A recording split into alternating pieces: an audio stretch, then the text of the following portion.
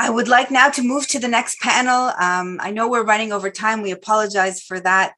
But without further ado, I would like to introduce the next panel, which is on inclusive policies as mechanisms for achieving ESG. And with that, I will introduce our dear colleague and co-founding member, Dr. Carmen Geha. She is an associate professor of public administration, leadership, and organizational development at the American University of Beirut. And as I said, a co-founding member, as well as the director of communications at the Center for Inclusive Business and Leadership for Women at the Alliance School of Business, AUB. Twice awarded by AACSB as Innovations That Inspire. She is also a recipient of the Maria Zambrano Catalana Government Award for Internationally Scholarly Talent. She is a faculty member in the master's program on migration and a senior member in the interdisciplinary research group on migration at the Department of Political Science at Pompeu Fabra University in Spain. Carmen has received the Fulbright Award as a visiting scholar at Harvard University, the Mellon Grant as a visiting scholar at the Institute of Advanced Study, and the Brown International Research Grant as a visiting scholar at the Watson Institute at Brown University. Over the course of her career at AUB, she has received as a PI and co-PI a total of $8 million in research funding from the Middle East Partnership Initiative at the US Department of State, European Union, the Norwegian Research Council. Carmen is a leading activist who works on women's rights, refugee protection, and freedom of expression.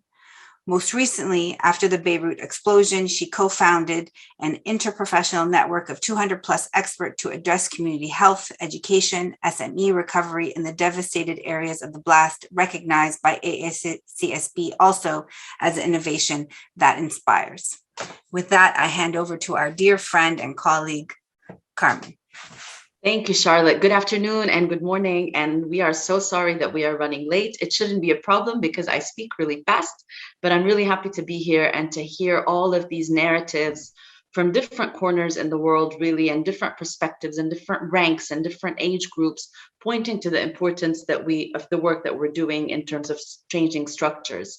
I am delighted to moderate this panel today that looks at inclusive employer policies within a broader lens as a vehicle towards achieving and advancing a regional and global momentum on the agenda pertaining to environmental, social, and governance reform. The marginalization of women in society and discrimination against women at the workplace are salient phenomena exacerbated by weak governance systems, corruption, and oppressive politics all over the world. In this panel, we explore the ways in which ESG can amplify inclusion and dyadically amplify how women dignified economic participation can help us move forward towards these indicators. And joining me on this panel is our colleague and friend, Dr. Lina Daouk, who is a tenured associate professor of organizational psychology, human resource management at OSB in AUB. She is also currently a visiting researcher at Aalto University in Finland and recipient of the 2020 Distinguished Scholar Award from the Arab for Social Impact Development Fund. Lina is the founder of the Evidence-Based Healthcare Management Unit at AUB, a cross-disciplinary unit focused on promoting the use of data, evidence, and scientific methodologies for improving operational decision-making and business context in hospital settings. Following the multiple crises that hit Lebanon, from the collapse to COVID and the catastrophic blast, Lina co-founded a grassroots initiative born out of interdisciplinary work, Khaddit Beirut, which aimed to co-create local solutions, co-build alternative institutions, and co-design best practices to ensure the well-being and dignity of the inhabitants of Lebanon. Her role in Khaddit Beirut focused on developing the strategic plan, and this initiative was recognized by AACSB as Innovations That Inspire. In parallel, Lina is a research affiliate at Sybil for Women, co-ambassador of the Women in Data Science project, where she actively works on partnering with private and public sectors and policy change for women's economic empowerment. Welcome, Lina, from Finland. I'm also very excited to introduce Thomas Jelley, because we believe that we need to work with experts and stakeholders all over the world, not just those within the academy, in order to further the agenda on inclusion. And so Thomas is a former lawyer with an MSc in sustainable development, He draws on over 15 years of international experience in corporate sustainability, thought leadership, and stakeholder engagement.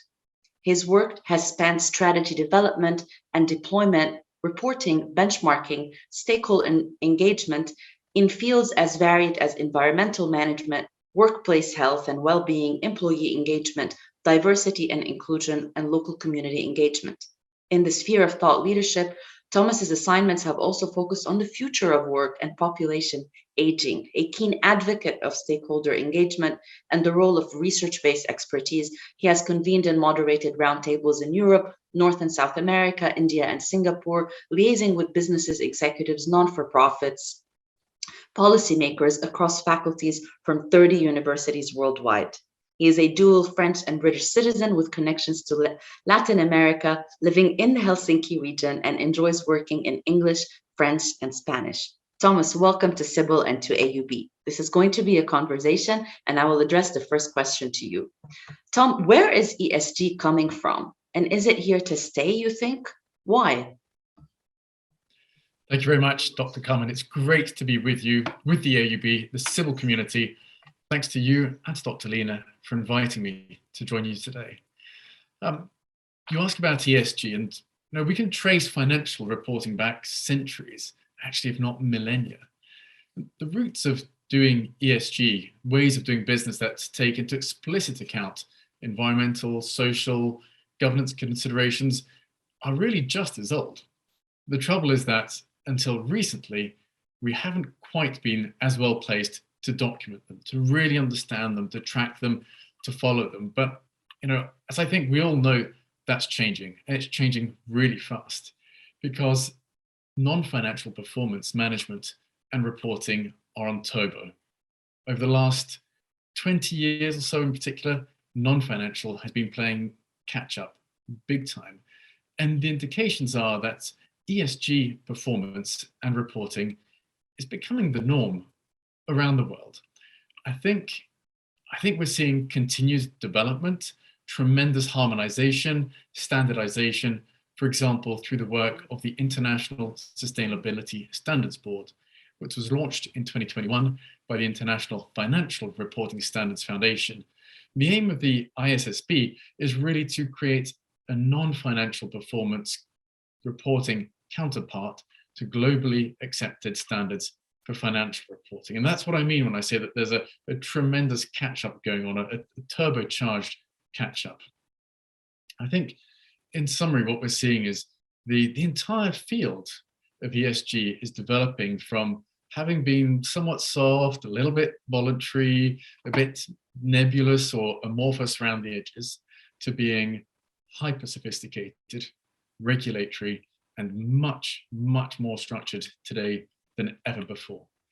And if I was to point in a particular direction, it's a little bit easy because I'm sitting here in Finland.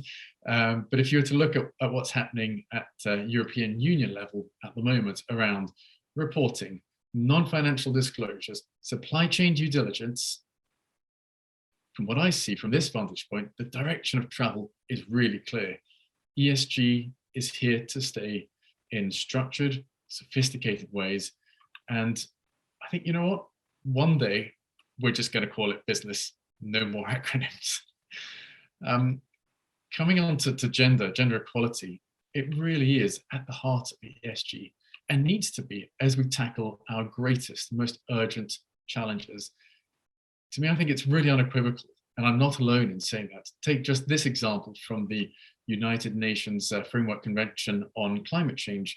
Speaking of gender and climate change, the message couldn't be clearer. Now, I'm going to paraphrase, but only very, very slightly.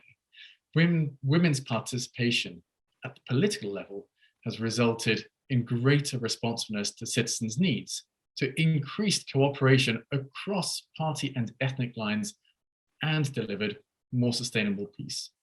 And similarly, women's inclusion at the leadership level leads to improved outcomes of climate-related projects and policies. If these policies and projects are implemented without women's meaningful participation, it can increase existing inequalities and decrease effectiveness. Wherever I look, today in the field of ESG, of corporate sustainability, of reporting and measurement, seems beyond doubt that, inclusive policies as mechanisms for achieving ESG are absolutely fundamental to any meaningful pledge for a sustainable future. And pledges that are not meaningful are being caught out big time as greenwash and so on. Back to you, Dr. Carmen. Thank you so much. I love the optimism that is very much grounded in a lot of the momentum that you are seeing. And so that's quite inspiring to kind of be ending today with. Coming back to the region, Lina, what do you think are the issues? I mean, we spoke about opportunities and challenges of inclusion, but what do you think are the really priority issues that we need to be thinking about in terms of ESG in the MENA? Thank you, Carmen, and thank you, Tom, for this introduction. And I do very much agree with you that ESG is here to stay. It's almost like organizations will eventually require it as like a license to operate. It's not something that is passing. It's a reflection of our need for social responsibility, and it is not okay anymore to exist in a world without being accountable to the damage or the contribution, the positive contribution that we are doing to the world around us, outside the organization or inside. And that's the main and major purpose of ESGs in general. So in the MENA region, it's a very unique place. I read lots of reports and tried to analyze and synthesize and where we are at, and spoke with many experts also in the field. And you could say that ESG reporting as practice is kind of in its infancy stage. However, as we know from the MENA region, things like shoot up quite quickly. So I'm not surprised that within a year you will see like major, strides forward. But like some of the major issues is that and that's based on, of course, the reports that have been published recently in 2022. Some of the issues in the MENA is at times lack of alignment between the organizational reporting on what they are reporting on the environment, the social and the governance aspects, and those of the government. So there needs to be more alignment between what is happening, what are the governmental priorities, and also organizational. But then the most important and severe issue that CIBL has over and over and over again through all the work that it's been doing for the past 5 or so years shown, we have a major data deficit. And with lack of data, it's very difficult for you to report. It's very difficult for you to show what you are doing and to show how you are advancing and how you are moving forward. So if there are challenges for the MENA organizations today, one of them is particularly on the issue of like gender and reporting on the social aspect. One is the documentation and capturing all of this data. That's on one hand. But then the second bigger problem is, as we saw in the previous video and in previous conversations as well, it's moving beyond a box-ticking activity and increasing numbers and filling quotas to actually creating changes within the organizational culture that allow for gender representation to be there in its true sense, not only by numbers. Wonderful, thank you. Back to you, Tom. One more question. I know you talked about gender being really at the heart of ESG, and you spoke also about the link between governance, right? Women and politics and women and government contributing to a meaningful piece. How do you think, from what you've heard a little bit about the MENA today, that we can make better use of the women economic empowerment principles to create a better governance climate where gender really is at the heart of ESG beyond this ticking the box of diversity? Thank you. Dr. Carmen, thank you.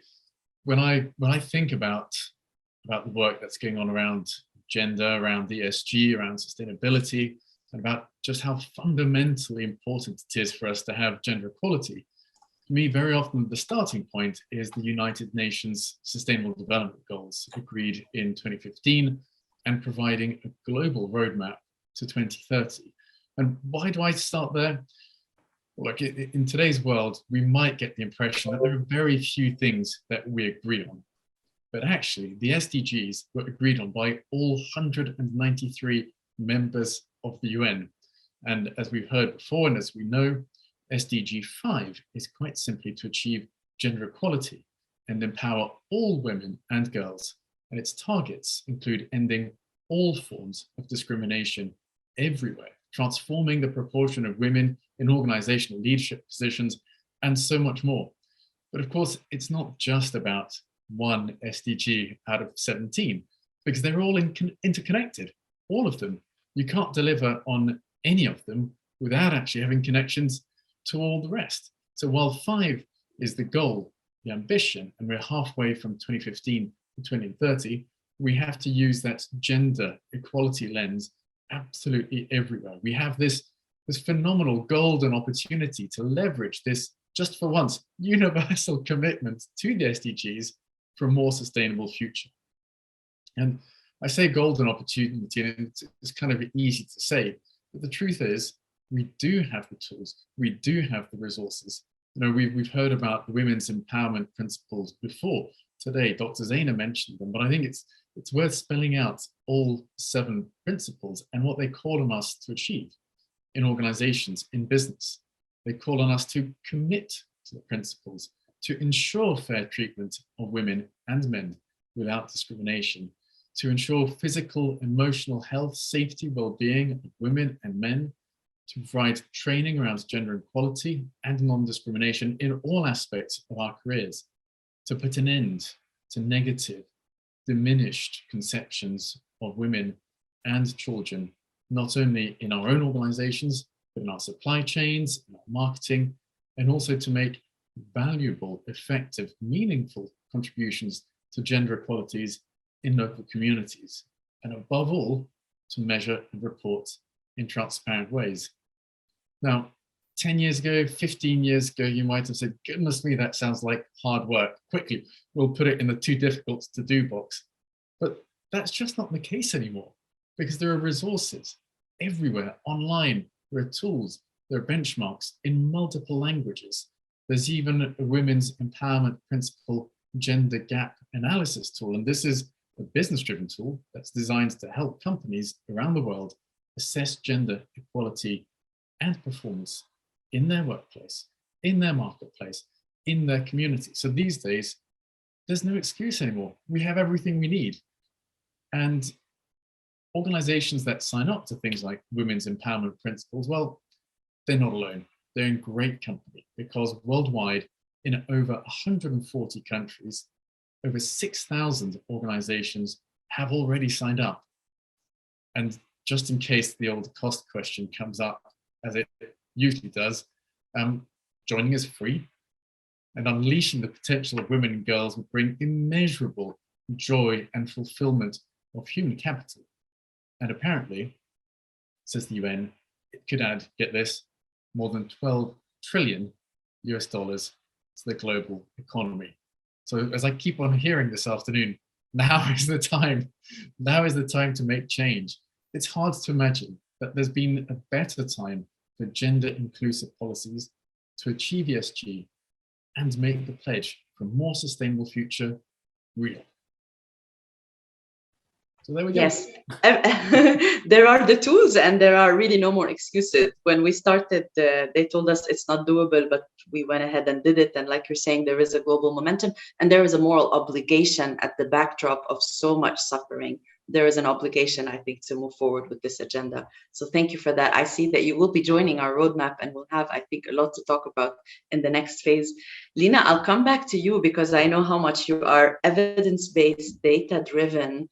If you could just kind of end with what you think both are enablers and barriers for ESG reporting in the MENA. And we don't want to get stuck at barriers, but really, what do you think are these reporting mechanisms so that the MENA can join the global momentum that Thomas is talking about? What are some enablers and barriers that we can close with today? You spoke my mind, Carmen, because I want to focus more on the, the enablers and the positives and the opportunities that we have in front of us. Because, as, this event is all about, and as Thomas reminded us earlier, now is the time to think, to jump on the opportunity and make the changes that we can.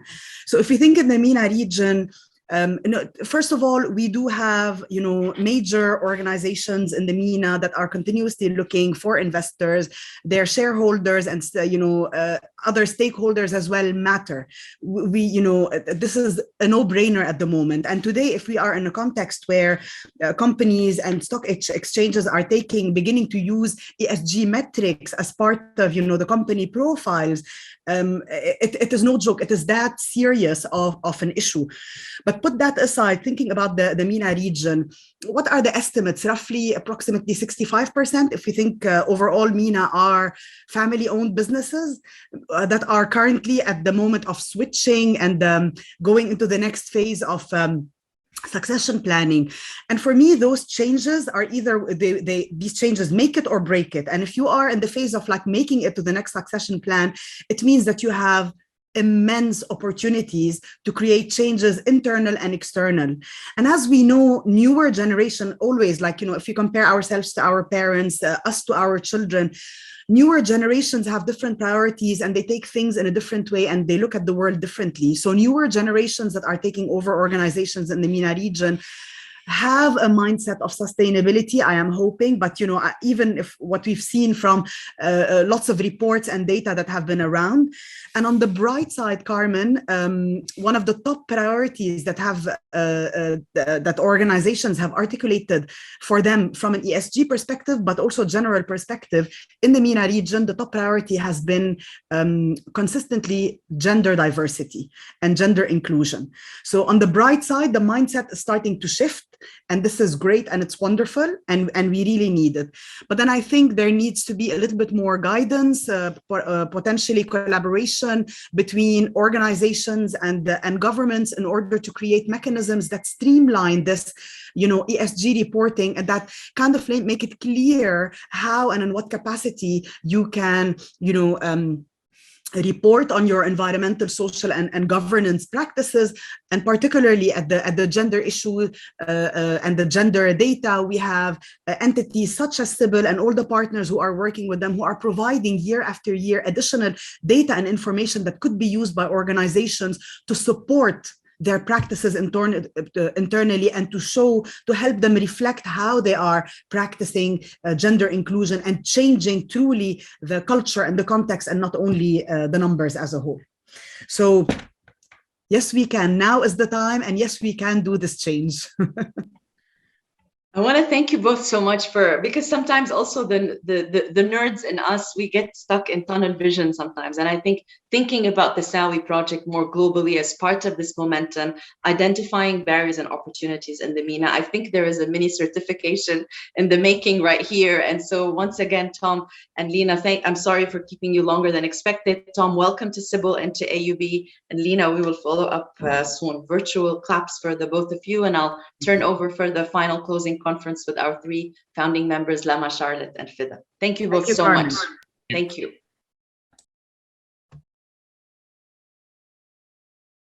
Wonderful. I think before we move on to the final panel, we have a short message from our wonderful team in Beirut. I think it's important to show the faces behind all the work of the event today and what is the heart of Sybil. So with that, I will show the video.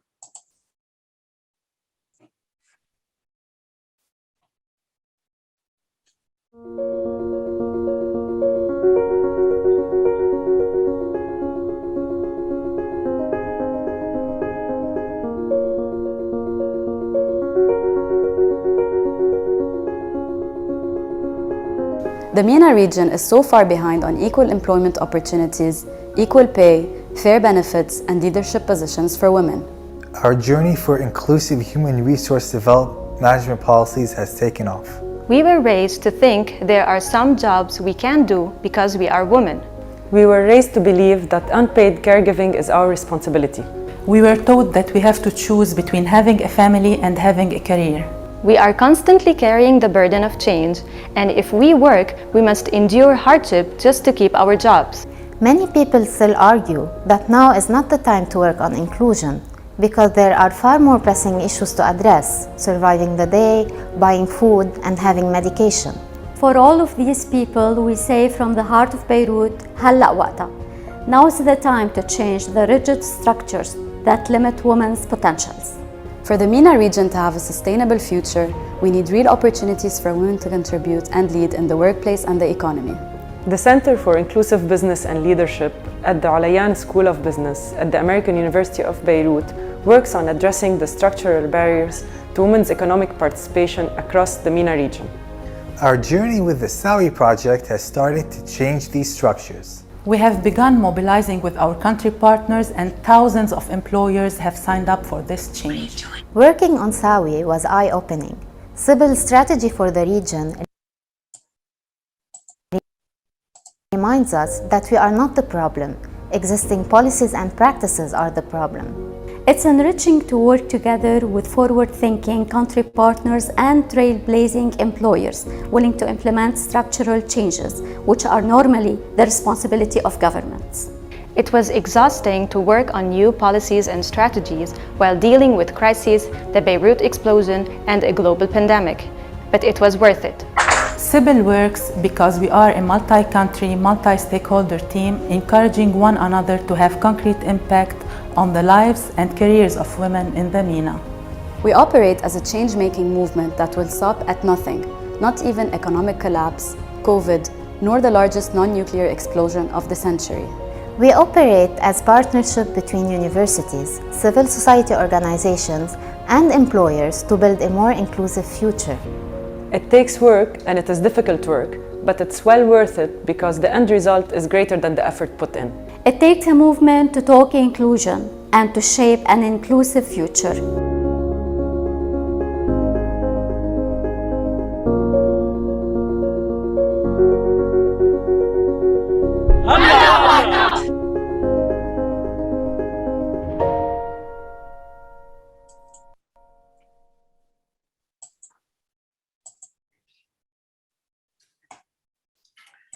Very nice video, wonderful panel. Thank you so much. And now we come to the closing panel in this event.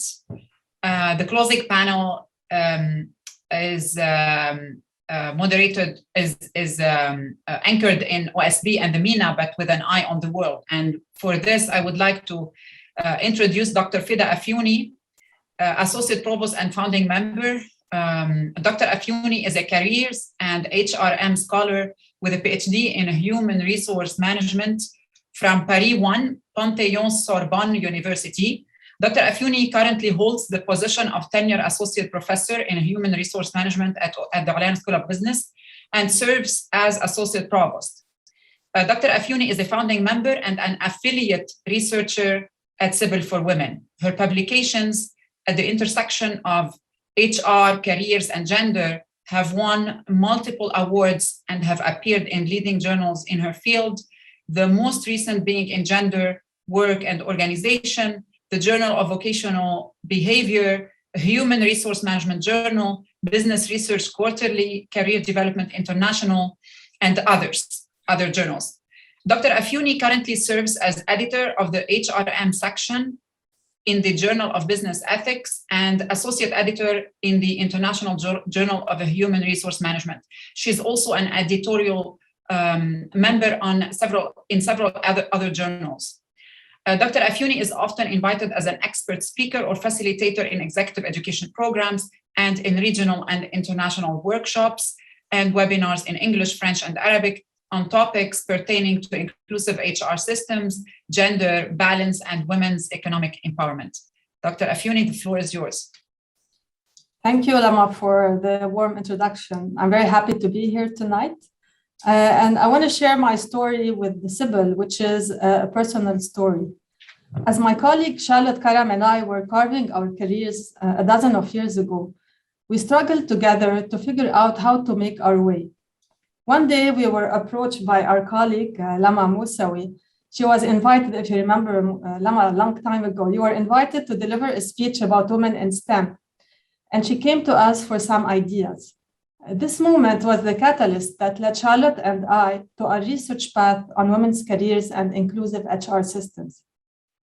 We interviewed all types of women across the region, successful women, unemployed women, women executives, women who dropped out, and that helped us realize that our struggles were shared by almost all of our female participants. 10 years following our extensive research on women's careers and HR systems in the region, we then decided to do something about it. We were really upset and angry.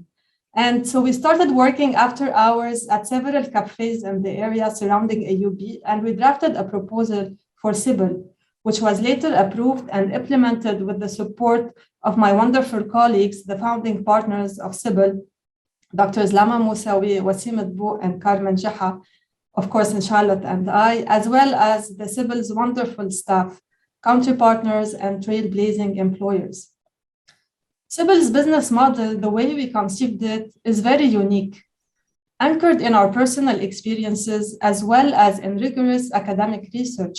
It has 3 arms: capacity building, outreach and change mobilization, and organizational policies and systems.